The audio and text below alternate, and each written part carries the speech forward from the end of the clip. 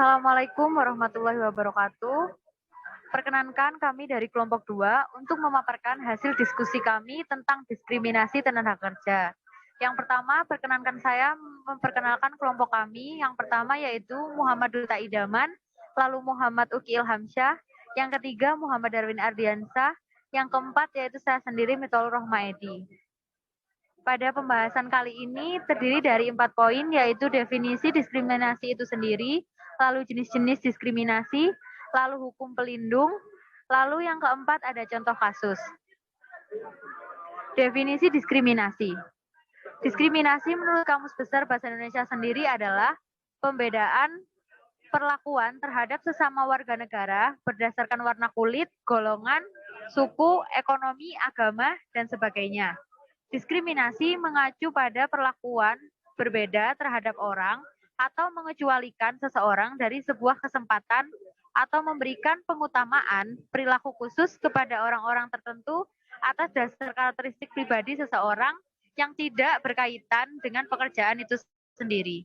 Diskriminasi dalam pekerjaan dan jabatan merujuk pada praktek-praktek atau kebijakan yang mempunyai efek menempatkan seseorang pada posisi yang dirugikan dalam pasar kerja maupun tempat kerja.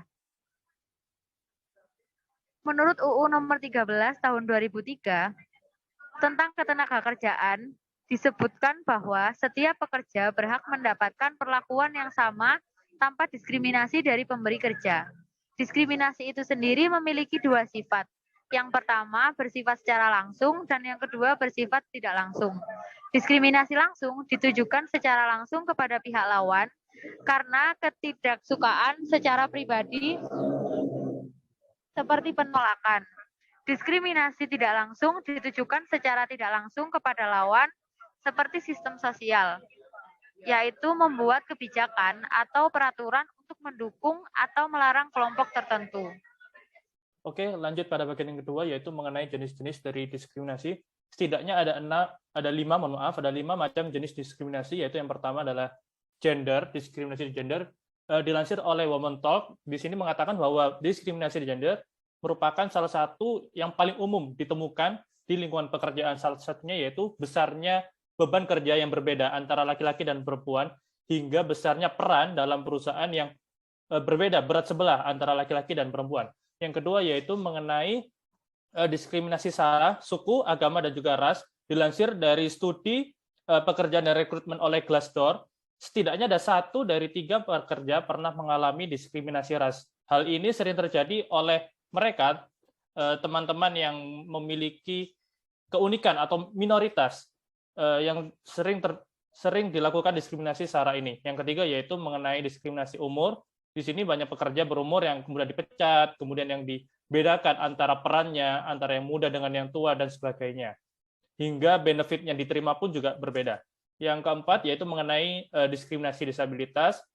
Dilansir dari Kata Data, hanya 1% saat ini penyandang disabilitas yang dapat bekerja di sektor formal Indonesia. Sedangkan di undang-undang disebutkan bahwasanya setidaknya 1% penyandang disabilitas dapat bekerja di sektor formal pada perusahaan swasta dan juga 2% pada perusahaan BUMN atau BUMD. Sehingga para teman-teman disabilitas kesusahan untuk mendapatkan pekerjaan yang layak di sektor formal perusahaan Indonesia. Yang terakhir yaitu mengenai pandangan politik. Di sini banyak bentuk-bentuk diskriminasi atas pandangan politik seperti dicerca, diancam, dan dikucilkan setelah mereka menyatakan keperbedaan antara politik yang dipandang dengan teman-teman lainnya atau kelompok lainnya. Dan selanjutnya ini ada perlindungan hukum terhadap aksi diskriminasi. Ada 3 statement yang menjadi garis utama dalam penegakan hukum tentang diskriminasi terhadap tenaga kerja. Yakni yang pertama yakni tidak ada diskriminasi terhadap tenaga kerja yang tertuang dalam pertama pasal 5, 6, dan 7 Undang-Undang Dasar 1945 yang terakhir diubah pada tahun 2002. Yang kedua yakni pasal 31 Undang-Undang Ketenagakerjaan atau UU nomor 13 tahun 2003 sebagaimana telah diubah dengan UU Cipta Kerja atau UU nomor 11 tahun 2020. Yang ketiga yakni Undang-Undang Penyandang Disabilitas atau UU nomor 8 tahun 2016. Yang keempat yakni Undang-Undang Penyandang Cacat atau UU nomor 4 tahun 1997, dan yang terakhir yakni putusan Mahkamah Konstitusi. Yang statement kedua yakni upah yang setara. Dengan beberapa dasar hukum yakni 1. Pasal 28D ayat 2 Undang-Undang Dasar 1945 yang terakhir diubah tahun 2002 pasal 6 Undang-Undang Ketenagakerjaan atau UU nomor 13 tahun 2003 sebagaimana telah diubah dengan UU Cipta Kerja atau UU nomor 11 tahun 2020. Yang kedua ini ratifikasi Konvensi ILO 100 atau UU nomor 80 tahun 1957. Dan yang terakhir yakni pengakuan dalam perbedaan gender.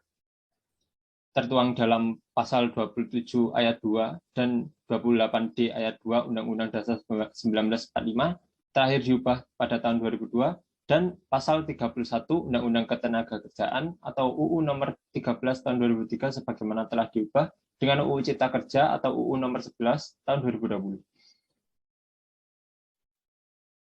Berikut merupakan semua peraturan tentang perlakuan adil di tempat kerja, yakni yang pertama Undang-Undang nomor 13 tahun 2003, yang kedua yakni Undang-Undang nomor 80 tahun 1957 tentang persetujuan Konvensi Organisasi Perburuan Nasional nomor 100, dan yang ketiga yakni Undang-Undang nomor 21 tahun 1999 tentang persetujuan Konvensi Organisasi Perburuan Internasional nomor 111.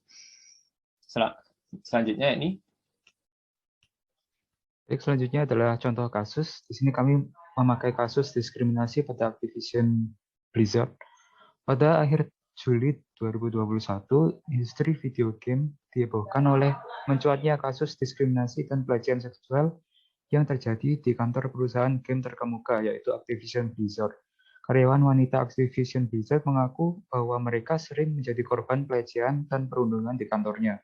Kasus ini kemudian diinvestigasi oleh Department of Fair Employment and Housing wilayah bagian California selama 2 tahun, yang berakhir turunnya gugatan atas perusahaan induk Blizzard Entertainment tersebut.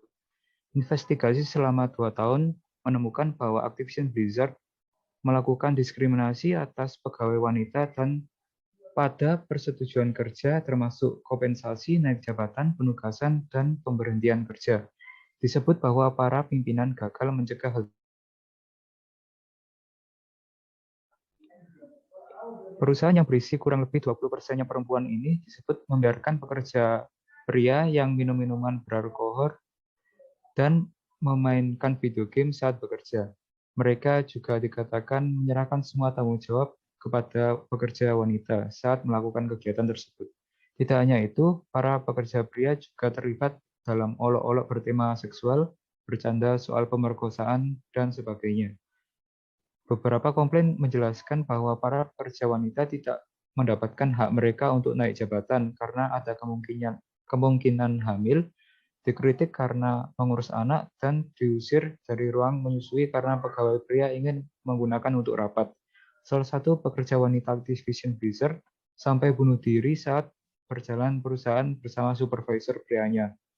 Para karyawan yang mendukung gugatan tersebut bahkan kini berbondong-bondong untuk melakukan mogok kerja massal pada Rabu 28 Juli 2021 waktu setempat. Mogok kerja ini dilakukan untuk menuntut para pimpinan di Activision Blizzard untuk memperbaiki kondisi kerja mereka untuk perempuan dan kaum minoritas lainnya. Selanjutnya adalah solusi pada kasus Activision Blizzard. CEO Activision Blizzard, yaitu Bobby Kotick, dia dilaporkan rela memotong gaji sampai setengah selama beberapa pekerja rumah perusahaannya belum diselesaikan. Salah satunya kasus pelecehan dan lingkungan kerja yang toksik. Activision Blizzard mengklaim sudah berencana untuk meningkatkan jumlah tenaga kerja perempuan dan non-binary gender hingga 50%. Sebelumnya, Activision Blizzard juga sudah sempat merespon permasalahan ini dengan memecat petinggi yang bermasalah. Activision Blizzard dituntut atas kasus pelecehan seksual dan didenda sebesar 18 juta dolar Amerika Serikat atau sekitar 257,5 miliar. Lalu selanjutnya adalah saran untuk perusahaan Activision Blizzard. Yang pertama adalah para manajer harus lebih tegas dalam menangani kasus pelecehan dan diskriminasi. Yang kedua, perusahaan harus melakukan pelatihan tentang sikap toleransi untuk para karyawannya. Ketiga, pemecatan karyawan yang bermasalah juga perlu untuk dilakukan. Dan yang terakhir adalah pemimpin harus memberantas habis budaya diskriminasi di dalam perusahaan. Mungkin itu saja presentasi dari kami. Jika ada pertanyaan, bisa langsung disampaikan. Wassalamualaikum warahmatullahi wabarakatuh.